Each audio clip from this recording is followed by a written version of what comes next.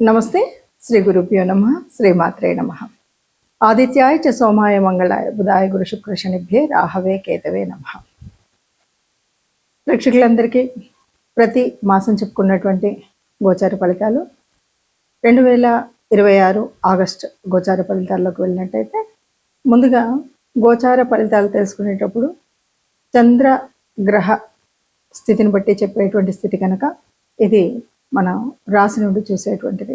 అందులో భాగంగా మరి ప్రతి నెలలో చెప్పుకున్న ఈ గోచార ఫలితాలు దాదాపు కోటాను కోట్లలో మనకి జన్మజాతకంలో ఉన్నటువంటి కుండలికి దీనికి ఉండేటువంటి వ్యత్యాసం అయితే ఉంటుంది. కానీ వచ్చేటువంటి మారేటువంటి గ్రహాల యొక్క యుతి, దృష్టి, వీటిని బట్టి వక్రగతి, వీటిని బట్టి కొన్ని మార్పులు అయితే ఉంటాయి. ఆ మార్పులకు అనుగుణంగా మనం చేసుకోవాల్సినటువంటి ముందు జాగ్రత్త చర్యలు, దాని గురించి మనం ఇప్పుడు కూడా ఈ గోచార ఫలితాలు తెలుసుకుంటాం.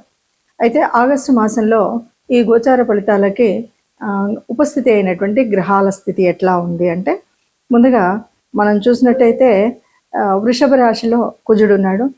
బుధుడు మనకి మిథునంలో ఉండి 6వ తారీఖు కర్కాటకంలోకి వెళ్తాడు. అలాగే కర్కాటకంలో మరి గురువు ఎప్పటి నుండో అక్కడ ఉన్నటువంటి స్థితి ఇంకా అలాగే ఉంటుంది సంవత్సరకాలం. తర్వాత రవి 18వ తారీఖు కర్కాటకం నుండి సింహంలోకి మార్పు చెందుతాడు. ఇక సింహరాశిలో శుక్రుడు, కేతువు మాసం యొక్క మొదటి రోజులో కనిపిస్తే, శుక్రుడు తదుపరి కన్యారాశిలోకి వెళ్ళడం కనిపిస్తుంది 2వ తారీఖు. ఇక మరి కుంభరాశిలో రాహు, అలాగే ప్రారంభమయ్యి ప్రతి 2.5 రోజులకు మారుతూ ఉన్నటువంటి చంద్రుడు ప్రారంభంలో మనకి రాహుతో కలిసి కుంభరాశిలో కనిపిస్తాడు. ఇక మీనంలో శని వక్రించినటువంటి స్థితి, ఇది అందరికీ తెలిసినటువంటిది. మరి ఇలాంటి గ్రహస్థితి ఉన్నప్పుడు ఏ రాశుల వారికి, అంటే 12 రాశుల వారికి ఒక్కొక్కరికి ఏ రకంగా ఉంటుంది అన్నది తెలుసుకుందాం. తదుపరి రాశి వృశ్చిక రాశి.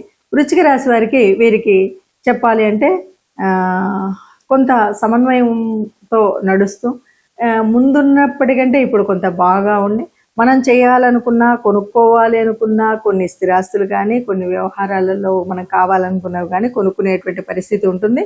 కాబట్టి ఇక్కడ కొద్దిగా ఖర్చులు పెరుగుతాయి. ఆరోగ్యం కాస్త క్షీణిస్తుంది. ఎందుకంటే ఎప్పుడైనా ఒత్తిడి మానసికంగా ఉన్నప్పుడు ఆరోగ్యం క్షీణించడం అనేటువంటిది కనిపిస్తుంది.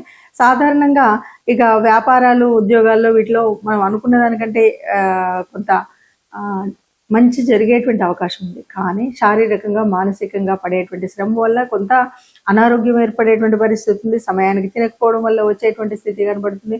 సోదరులు, బంధువులు వీళ్ళు ఎవరైనా ఉన్నట్టయితే వీళ్ళ మధ్యవర్తిత్వంతో హామీలు ఇవ్వడం, లేకపోతే మనం ఏదో నేను ఉన్నాను కదా అని మధ్యలో ఉండడం, ఇలాంటివి చేసినట్టయితే కాస్త ఇబ్బందులు కలుగుతాయి. కాబట్టి వీటన్నింటికీ దూరంగా ఉంటూ మనం ఇంతకుముందు చేయాలనుకున్న పనులు ఏవైతే పూర్తి చేయలేకపోయామో ఆ పనులను పూర్తి చేయడానికి కనుక ప్రయత్నం చేసినట్టయితే తప్పకుండా ఆ పనులను పూర్తి చేసేటువంటి అవకాశం ఈ సమయంలో వస్తుంది అని చెప్పచ్చు. ఇప్పటి వరకు మీరు గ్రహించినటువంటి వాటిల్లో దాదాపుగా గ్రహాల యొక్క స్థితే కాకుండా మాసం యొక్క ప్రత్యేకత కనుక తీసుకున్నట్టయితే, దాదాపు శ్రావణ మాసంలోనే మనకి ఆగస్టు మాసం అంతా కనిపిస్తుంది. శ్రావణ మాసం అనగానే శ్రావణంలో ఉండేటువంటి పూజలు, వ్రతాలు ఒకవైపు, అంతేకాకుండా స్వాతంత్ర దినోత్సవం అనేటువంటి పండుగ కూడా మనకి ఇందులోనే కనిపిస్తుంది.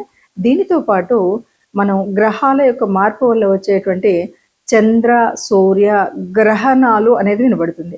నిజానికి ఈ 2 గ్రహణాల్లో అమావాస్య, పౌర్ణమి రోజు వచ్చేటువంటి 2 గ్రహణాలు కూడా మన దేశంలో జరగవు కనుక, మన దేశంలో కనిపించవు కనుక వీటి గురించి అంత ప్రాధాన్యత ఇవ్వడం కానీ, వాటిని గ్రహణ నియమాలను పాటించడం కానీ చేయనవసరం లేదు అని చెప్పచ్చు. ఇక ఇక్కడ మనం మిగతా గ్రహాలు కనుక చూసినట్టయితే, మనం ఏ రాశికైనా సరే కొన్ని గ్రహాల యొక్క అనుకూలత కోసం కానీ, దైవానుగ్రహణ కోసం కానీ మనం చేసుకోవలసినటువంటి కొన్ని నియమాలు అయితే మనకు తెలుసు. దాంట్లో ముఖ్యంగా గురువు యొక్క మార్పు వల్ల కానీ, గురువు యొక్క అలాగే శని వక్రీకరణ వల్ల కానీ, ఈ రెంటి వల్ల కూడా మనకు కనిపించేటువంటి వాటిల్లో ముఖ్యంగా శనివారం శని దోషం అనగానే మనం చేయవలసినటువంటి లక్షణాల్లో, అంటే ఇది అర్ధాష్టమ శని అవ్వచ్చు, లేదా శని మనకి ఏళ్ళనాటి శని ఉన్నటువంటి వాళ్ళు కావచ్చు, శని యొక్క దృష్టి ఉన్నటువంటి వాళ్ళు కావచ్చు, ఎవరైనా సరే మనము 4వ తరగతికి చెందినటువంటి కార్మికులు ముఖ్యంగా వారికి మనం ఆహారం ఏదైనా పంచిపెట్టగలిగిన, లేదా గోశాలకు వెళ్ళి గోశాలలో గోగ్రాసం ఇచ్చిన, లేదు వృద్ధులు పెద్దలు ఎవరికైనా సేవ చేయగలిగిన, వీటి వల్ల ఆ గ్రహం శని గ్రహం వల్ల వచ్చేటువంటి దోష నివారణ మనం చేసుకోవచ్చు. ఇంతే కాదు అంటే మనకు వీలు లేదు అంటే ఎవరైనా సరే వారి యొక్క ఇష్టదేవత అనుగ్రహాన్ని పొందడానికి నిత్యం దైవనామస్మరణ చేసినట్టయితే ఏ గ్రహాలు ఎలా ఉన్నా కూడా మన యొక్క ఆత్మస్థైర్యంతో ముందుకు వెళ్ళొచ్చు అని చెప్పొచ్చు. గ్రహాల అనుకూలత కానీ దైవానుకూలత కానీ కావాలి అంటే మనకి ప్రతిసారి మనం చెప్పుకున్నట్టుగానే జన్మజాతకంలో ఉన్నటువంటి దోషాలు కానీ గ్రహాల యొక్క స్థితి కానీ ఎందుకు ఉంటుంది అంటే అది పూర్వపుణ్య ఫలమే అని చెప్పొచ్చు. ఆ రోజు ఆ సమయంలో ఆ నక్షత్రాలు ఆ గ్రహాలు ఎందుకు అందులో ఉంటున్నాయంటే మనం పూర్వజన్మ సుకృతం, పూర్వజన్మలో చేసినటువంటి పాపపుణ్యాల ఫలితమే మనకు కనిపిస్తుంది. మరి దాన్ని వర్తమాన కాలంలో సరిచేసుకోవడము అన్నదే మనం చెప్పుకునేటువంటి జ్యోతిష శాస్త్రంలో ఉన్నటువంటి మార్పులు చేర్పులు. ఆ రకంగా చూసుకున్నట్టయితే ఎవరికైనా ఆర్థికంగా మనకు కష్టం అనిపిస్తుంది అంటే ఎంతసేపు మనకు కావాల్సినటువంటిది ఆర్థిక లాభాల కోసం గురువు శుక్రుడు యొక్క ఆనుకూల్యత కావాలి. అలా ఆనుకూల్యత కావాలి అంటే ముఖ్యంగా శుక్రుడికి సంబంధించినంత వరకు ఈ మాసం శ్రావణ మాసం అంటేనే లక్ష్మీదేవి వ్రతాలు చేసేటువంటి మాసం. కాబట్టి లక్ష్మీదేవి యొక్క ఆనుకూల్యత కోసం మనము తప్పనిసరిగా అందరూ పూజ చేసుకుంటాం, అందరం కూడా లక్ష్మీదేవి వ్రతాలు చేసుకోవడం అనేది కనిపిస్తుంది. అదొకటే కాదు, మనం అంతర్లీనంగా చేసేటువంటి అర్థం పరమార్థం కనుక ఆలోచించినట్టయితే ఎప్పుడు మనం కొన్ని సూత్రాలు నియమాలు చెప్పుకున్నాం. అసలు లక్ష్మీదేవి ఎక్కడ నివసిస్తుంది, ఎక్కడ నివసిస్తుంది అంటే ఎక్కడ స్వచ్ఛత ఉంటుందో అక్కడ ఉంటుంది అంటారు, ఎక్కడ వెలుతురు ఉంటుందో అక్కడ తేజస్సు ఉంటుందో అక్కడ లక్ష్మీదేవి ఉంటుంది అంటారు. మరి ఈ సత్యం తేజస్సు అనేటువంటి విషయాలు మనకు తెలిసినప్పుడు ఎక్కడైతే దైవ నామ స్మరణ జరుగుతుందో అక్కడ లక్ష్మీదేవి ఉంటుంది అంటారు.